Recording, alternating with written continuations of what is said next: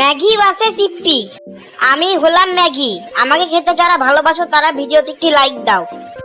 আর আমি হলাম ইপ্পি, আমাকে খেতে যারা ভালোবাসো তারাও ভিডিওতে একটি লাইক দাও।